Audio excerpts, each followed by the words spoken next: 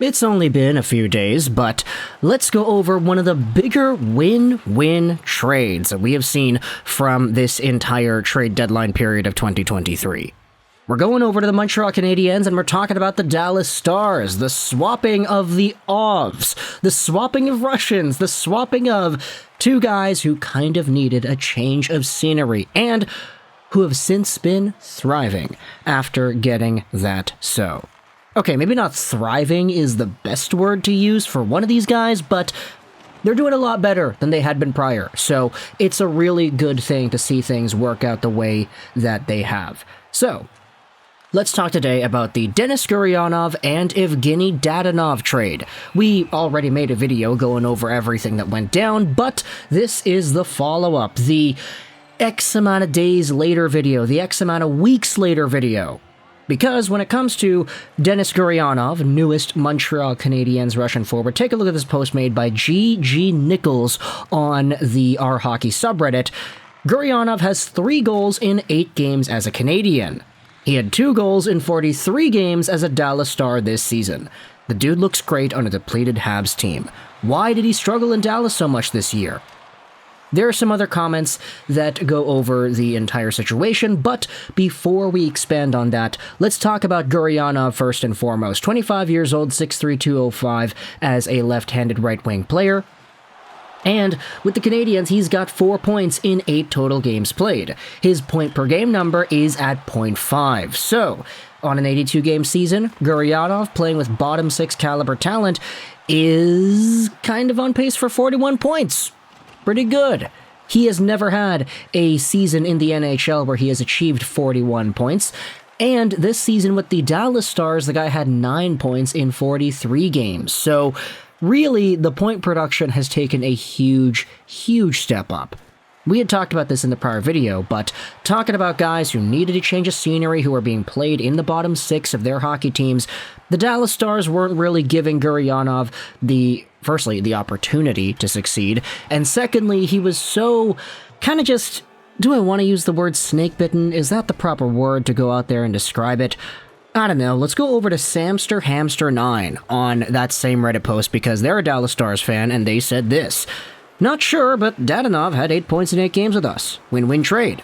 Gurianov had big moments and had good seasons in the past in Dallas. He lost his confidence and maybe needed a change of scenery.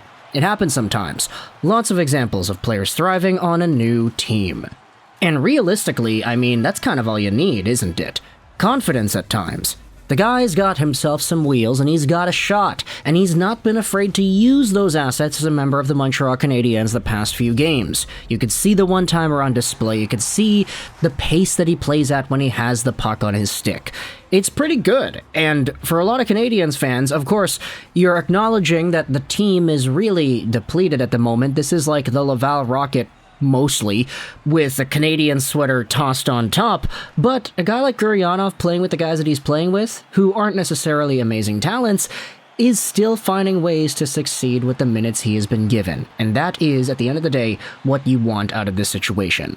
Of course, I'm not going to go out there and expect Gurianov to come back next season and post up a 41-point campaign where he gets, 3 goals in 8 games played, multiplied out by 82, where he gets 30 goals. I mean, 30 goals would be really nice. If he gets, let's say, 20 goals, for example, I think that's a little bit more of an attainable target, maybe even 15, just to let him work back up to that pace, because he had produced at a 20-goal level in the past with the Dallas Stars, although that was 3 seasons ago.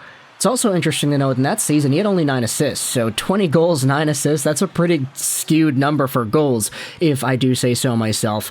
But his production in the postseason that year, of course, that was the bubble playoffs, was indeed very great. 17 points, 27 games played. So we do know that there is that point-producing capacity within his game somewhere. It's just laid dormant a little bit the past little while. As for Evgenii Dadonov, this was also mentioned too, but the guy is a point-per-game player with the Dallas Stars. 8 points, 8 games played. He had 18 points in 50 games with the Montreal Canadiens, and In 42 fewer games, he's got 1 fewer goal with Dallas than he had with Montreal. 4 goals in 50 with the Canadiens, 3 goals in 8 games with Dallas. So this really has been a coming out party for Evgenii Dadonov. And you gotta remember, this is a guy that just a few seasons ago, he posted up back-to-back 60-plus point years with the Florida Panthers. One of those seasons, he had 70 points. Both seasons, he had 28 goals, by the way, so very productive goal-scoring player over there. He also had 20 goals last year with the Vegas Golden Knights, so Dadonov really does seem to be a player of circumstance. He plays a lot better on American teams than he does with Canadian teams. His Ottawa Senators stint, 20 points, 55 games played, versus his Vegas stint, complete night and day difference. His Montreal stint versus his Dallas stint, complete night and day difference. This is, what is that? 1, 2, 3, 4, 5. This is the 5th team he has been on in the past 3 seasons, and this up and down pattern has just consistently been there.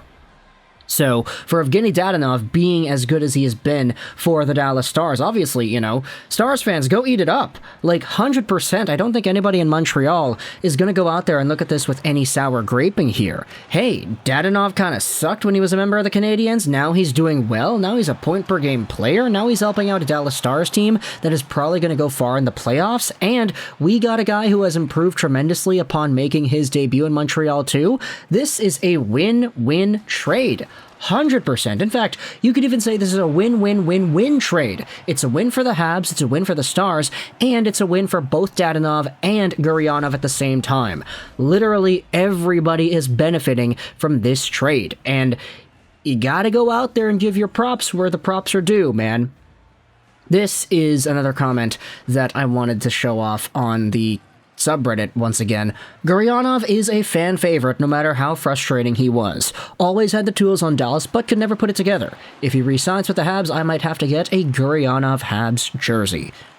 Now, unfortunately, there aren't really too many comments going out there and saying that Dadonov has been really good and everything, too. It's more so just a comment thread on Gurianov and his success rate.